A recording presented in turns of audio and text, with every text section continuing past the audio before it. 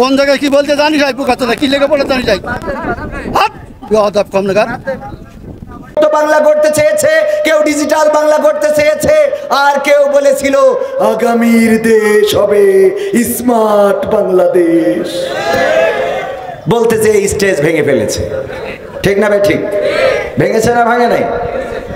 আমরা সোনার বাংলায় শান্তি পাই নাই, সবুজ বাংলায় শান্তি পাই নাই, নতুন বাংলায় শান্তি পাই নাই, আমরা ডিজিটাল বাংলায় শান্তি পাই নাই, স্মার্ট বাংলায় শান্তি পাই নাই। এখন আমরা দেখতে চাই আগামীর বাংলা হবে কোরআনের বাংলা, আগামীর বাংলা হবে ইসলামের বাংলা। আমরা দেখতে চাই আল্লাহর কোরআনের বাংলায় শান্তি আসে নাকি আসে না। আমার কথার সাথে একমত কারা কারা দেখতে চায়?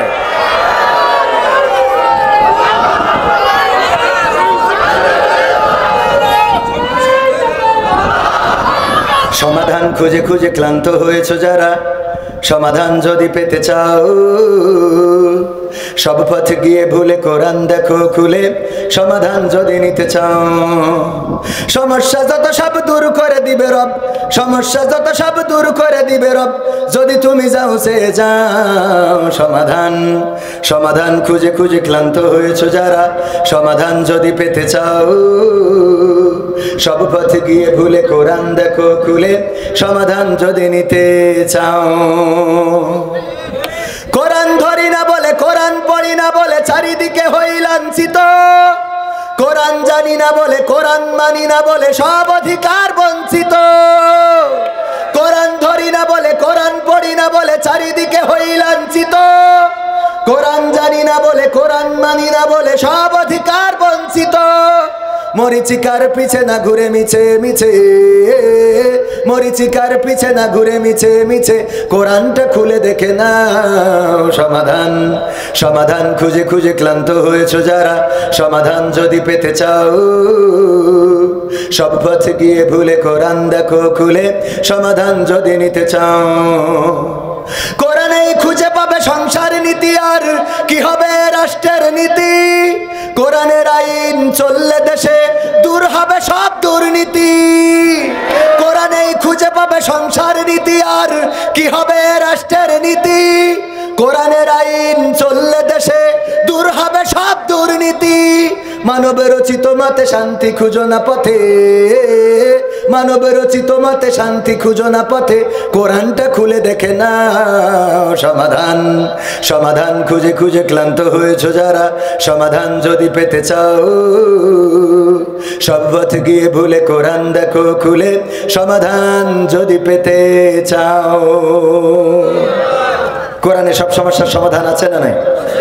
মাঝখানে ধর্ষণ বেড়ে গেল, ধর্ষণ গণধর্ষণ, এমনকি আমাদের শিশু আছিয়াকে 7 বছর বয়স এতটাই নির্যাতন করা হলো, নির্যাতনের স্ট্রিম রোলার চালানো হলো যে মেয়েটাকে সিএইচএম হাসপাতালে নিয়েও সুস্থ করতে পারে নাই। সামরিক সেনাবাহিনীর সামরিক সম্মিলিত সামরিক হাসপাতালে নিয়ে তাকে সুস্থ করতে পারে নাই।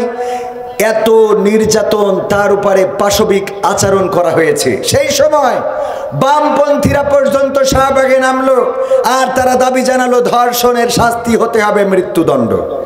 জানেন কিনা বামপন্থী কারা? বামপন্থী কারা? যারা আল্লাহতে বিশ্বাস করে না, পরকালে বিশ্বাস করে না, ইসলাম বা অন্যান্য ধর্ম, কোন ধর্মকে তারা মানতে চায় না, এরাই হলো বামপন্থী। এই চেয়ারম্যান কি একই সুরে কথা বলে? বলেন চেয়ারম্যান ইসলামের মধ্যে ভেদাভেদ হবে কেন? চেয়ারম্যানই করে এক জিনিস আর ইসলাম এক জিনিস। চেয়ারম্যান আর ইসলামের মধ্যে আপনারা তো বুঝাইতে পারবেন না। আমি যদি বলি, যেমন আপনি একজন আলহাজ মানুষ, দেখেন আপনি সব বাদ দেন, ইসলামের বেসিক কিছু নিয়ম আছে। ইসলামের কোনো সম্পর্ক না। আচ্ছা, ইসলামের তো আপনি হজটা করেছেন, তাই না?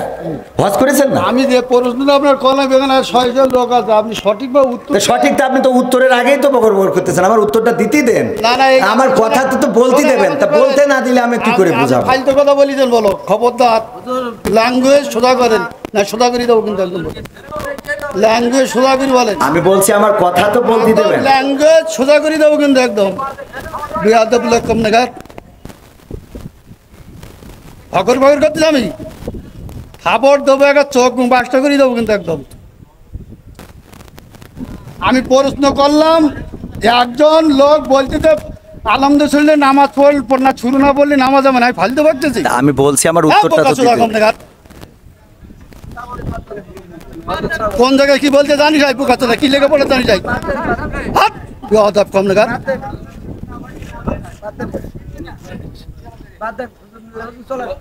একদম বাস্ত করে দেবো সব একদম।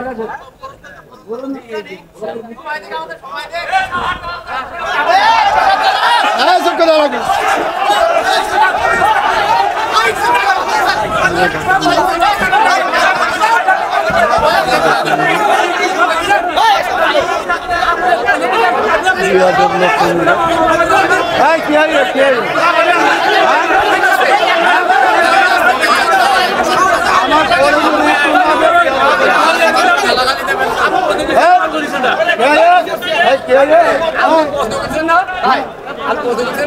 সে বলতে না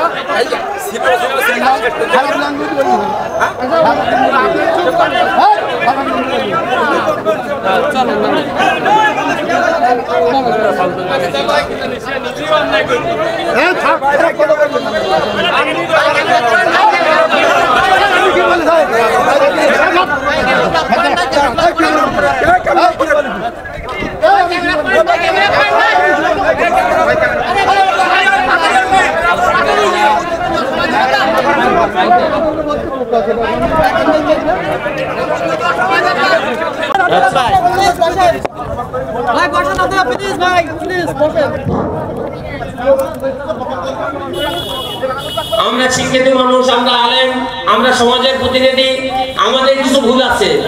কথাবার্তা বলতে হবে মানুষের মেপে। এই টিভিতে অনেক কথা ক্যামেরায় সব ধারণ হচ্ছে, আপনারা শুনে রাখবেন আমাদের কোনো ভুল আছে কিনা। সাহেব চেয়ারম্যান সাহেব কি কথা বলেছেন আর আমরা কি উত্তর দিয়েছি এগুলো আপনারা বিশ্লেষণ করবেন, দেখবেন।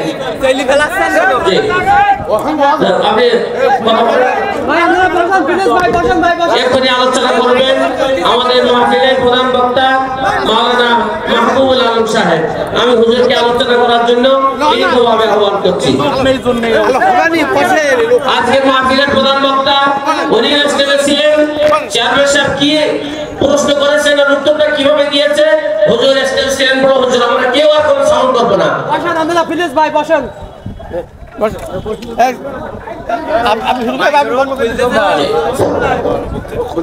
কথা বলবেন না।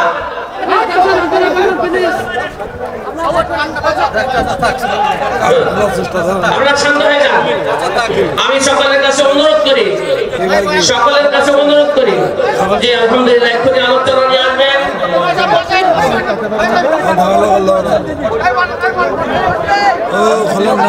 আমারটা খুলি খোলেন না, বার করেন না, একবার হয়ে গেছে।